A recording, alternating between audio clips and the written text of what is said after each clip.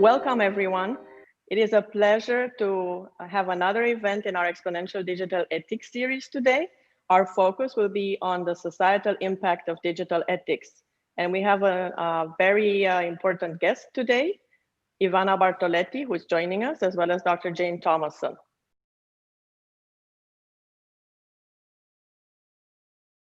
I think it's fascinating because both of you already touched on two other topics that I was hoping we can answer for our audience.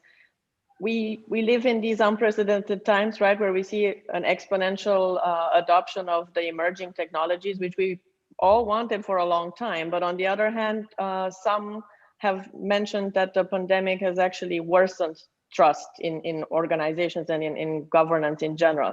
Would you comment, and I know you both have very firm opinions on this, but would you comment, do you think the pandemic has worsened trust, has worsened the environment of digital ethics, or overall, do you think we can, if we are mindful and start to do some of the things we've discussed today, it can be an overall positive impact?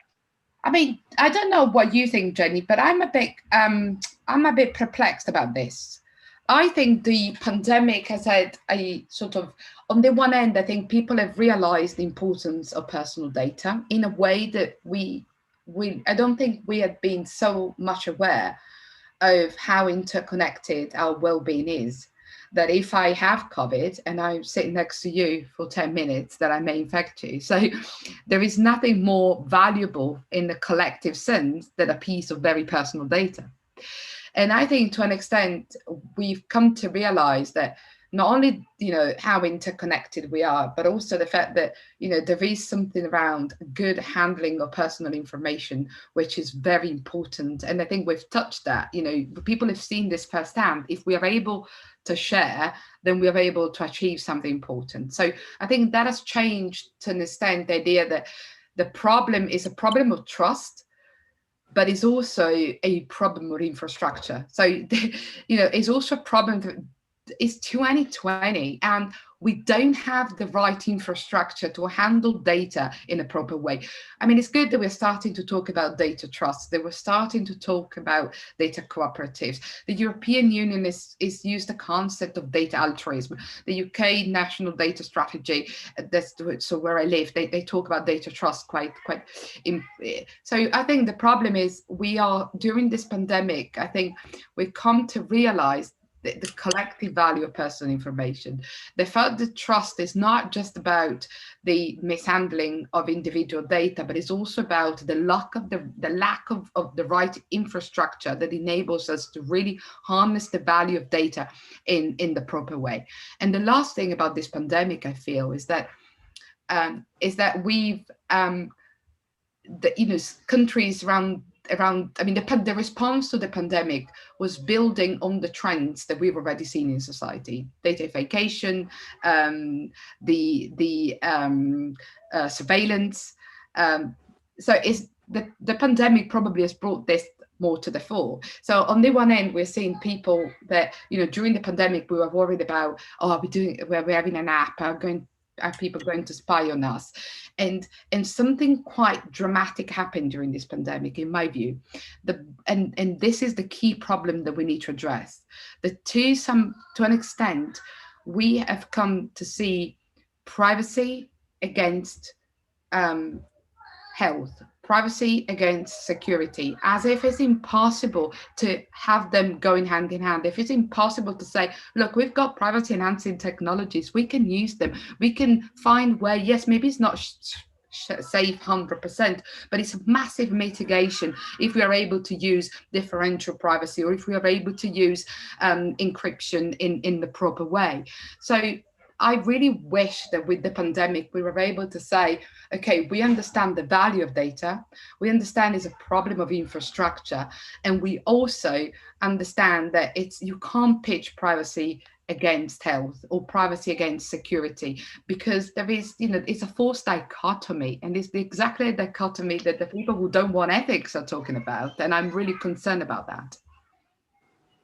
So I'm going to offer a different perspective, because I think the answer to that question is probably it depends where you are. And I was in the UK in March and came home to Australia, and I've been in Australia since March. And Australia's been a country that's actually performed very well during the pandemic. And there's quite a lot of evidence here that's saying that trust in government and trust in traditional journalists and media has increased, because as people have actually distrusted the information and data that they're getting from the internet on what's safe and what's not safe and what the interventions are, that in fact people have turned very much to the traditional politicians who are making the decisions, the chief medical officers, and the old school journalists who are reporting, you know, on the news. And I'm sure that's not the case everywhere, but I think that Australian citizens feel that the government has kept them safe and has pretty much got this pandemic in track. And there was a fascinating example of that for me, was that the government launched this COVID Safe app, which was supposed to aid in tracking of contacts. In fact, it didn't succeed, but 7 million people without a question signed on to that app. There's never been, you know, such a wholesale uptake of that kind of technology. So I think that what you're saying more broadly across the world is absolutely true, but I just wanted to reflect that I imagine in countries that are not doing well, that, you know, they're probably having less trust in government and less trust in traditional institutions, but we're seeing something different here. But I agree with you about people increasingly understanding that they need to think about the data, the value of their data, the security, the privacy of their data, because I honestly think that that's been a sleeping giant, that people have been willingly giving away information to everyone without even thinking about it.